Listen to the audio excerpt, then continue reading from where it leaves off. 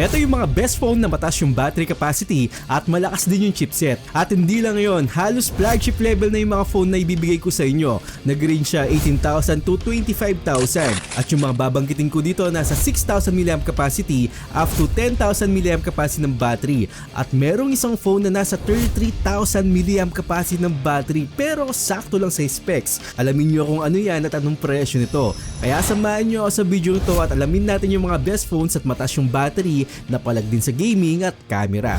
Okay, ang pang-10 na recommended ko sa inyo ang Poco X7 Pro. Yung battery capacity nito nasa 6,550 mAh capacity ng battery at ang maganda rito global version na hindi ka na mag-aalala na maglagay ng mga Google Play at meron din tong warranty. Guys, itong Poco X7 Pro sa 256 na storage nag-sale siya ng 13,000 pesos lang at meron na tayong 4K at 60 FPS pero ang kagandahan dito tumatagal yung battery almost 1 day kung social media lang. Kung gaming naman 6 to 7 hours depende sa laro mo. Pero mas mamamaximize natin yung battery nito kapag gumamit tayo ng phone cooler habang naglalaro. So highly recommended ko sa inyo ang Poco X7 Pro na merong 6,550 mAh capacity ng battery at 90 watts na fast charging. At kung ayaw mo naman ng X7 Pro na naka MediaTek Dimensity 8400, eto yung pang siyam tsaka pang 8 natin ang Poco F8 Pro at Poco F8 Ultra. Ang Poco F8 Pro meron tayong 6,210 mAh capacity ng battery at sa Ultra naman meron tayong 6,500 at pareho silang merong 100 watts na fast charging so wala pang isang oras full charge ka na. At malalakas din talaga yung mga chipset ito na palag din sa gaming.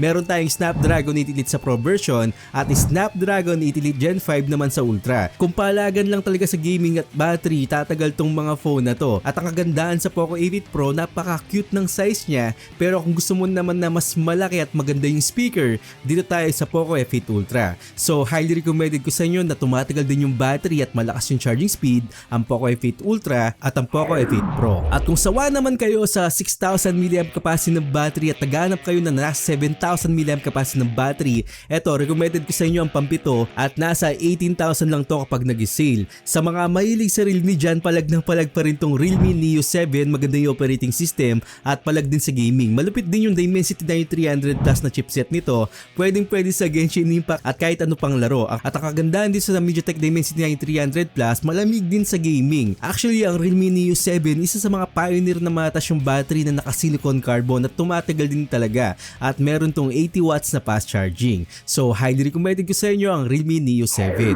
At kung nagkukulang naman kayo sa 7,000 mAh capacity ng battery, dagdagan natin ng 500 mAh capacity ng battery. Eto, maganda yung camera, palag din sa gaming at naka-metal frame. Meron tayong iQOO Neo 11 na merong 7,500 mAh capacity ng battery at yung charging speed nito nasa 100 watts na. Maganda rin yung operating system na Origino OS 6 at palag din sa camera na merong 4K 60 FPS at grabe din yung portrait nito pagdating sa camera. Kung nasubukan nyo na yung mga iQOO phones, maganda talaga yung camera dahil sa brand to ng Vivo. So kung palagan din sa gaming, tatagal yung battery, mataas na Snapdragon 8 Elite at ang presyo nito nasa 23,000 at 25,000 na merong 100 watts. Highly recommended ko sa inyo na magandang build quality ang iQOO Neo 11. Pero ang panglima natin, nasa 7,500 mAh capacity ng battery at ayaw nyo yung mga brand ng Realme tsaka Poco, eto pwede tayo sa OnePlus A6 na merong 7,800 mAh capacity ng battery at mataas yung charging speed na 120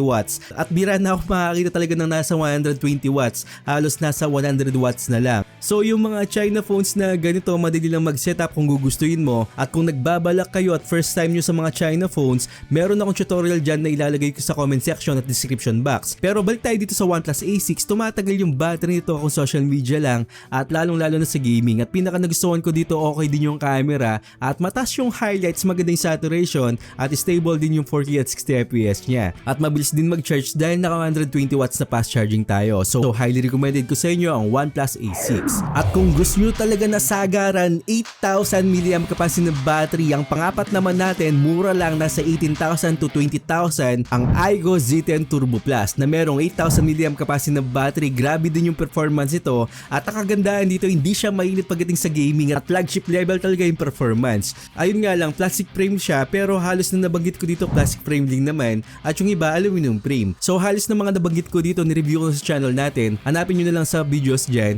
at mag-subscribe kayo sa Poltech TV para malaman nyo kung ano pang kakayahan ng mga phone na to.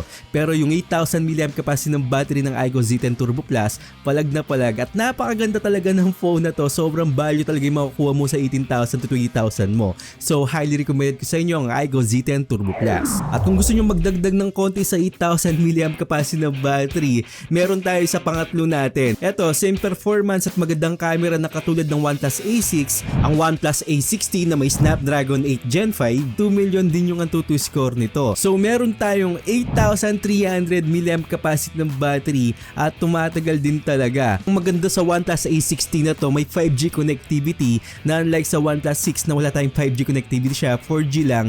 Pero sa mga D2 SIM, sa mga China phones na ganito, meron tayong 5G. Swerte na lang talaga kapag meron tayong 5G sa mga ganitong phone. Pero grabe rin talaga yung silicon carbon na features na to na meron tayong 8,300. So tumatagal din talaga siya sa social media, sa gaming at palag na palag din yung camera na 4K 60fps at stable din siya. So highly recommended ko sa inyo ang OnePlus A60. Pero ang pangalawa naman natin, meron tayong 9,000 mAh capacity na battery na okay sa gaming at ito napakamura lang, 21,000 ang OnePlus Turbo 6. Ang ganda rin ng camera ito at stable din na katulad din siya ng OnePlus A60 at OnePlus A6. Pero medyo may kainitan tong phone na to dahil naka Snapdragon 8S Gen 4 siya. Pero para sa akin palag na palag din na nakakuha ko ng 2 million ng Antutu score dito. At sa battery naman talaga tumatagal din na merong 9,000 mAh capacity ng battery, social media at kahit 2 araw kayang-kaya pa to. At swak na swak talaga to sa mga casual gamer.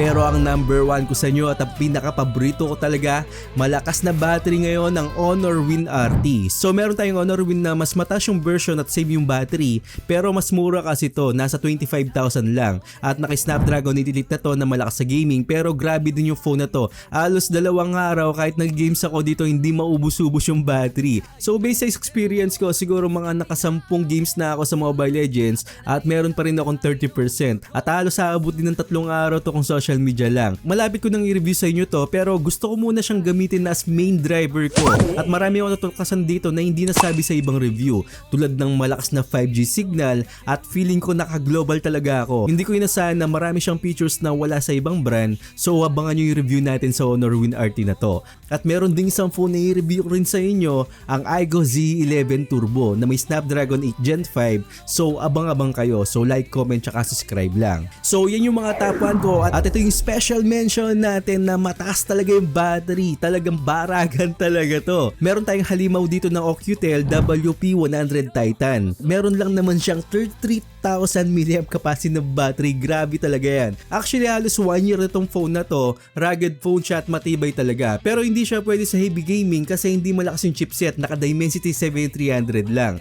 At yung presyo nito nasa 33,000 din. So hindi ko siya recommended, dinagdag ko lang to kasi halimaw yung battery pero pangit yung specs talaga. So abang-abang din kayo, may lalabas din ako ng paborito kong phone this year 2026 at marami tayong parating talaga na mga gandang specs at mura sa presyo. So like, comment, tsaka subscribe lang at sana nakatulong ako sa inyo at huwag niyong kalimutan mag-subscribe sa channel ko at hit yung bell icon para sa mga ganitong unboxing reviews, bagong kaalaman at katarantaduhan sa channel na to. So once again, ako po si Paul.